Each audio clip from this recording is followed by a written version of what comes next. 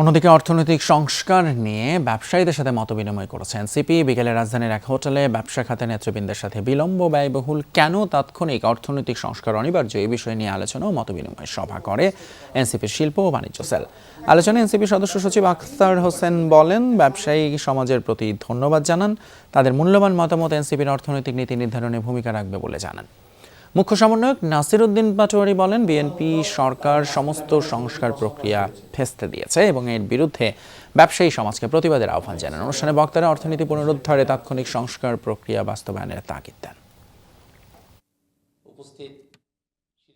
বাংলাদেশের ব্যাংকিং জগৎকে যদি এই ব্যাংকিং মাফিয়াদের হাত থেকে মুক্ত করা না যায়, বাংলাদেশের অর্থনীতি মাফিয়াদের হাত থেকে মুক্ত হবে না।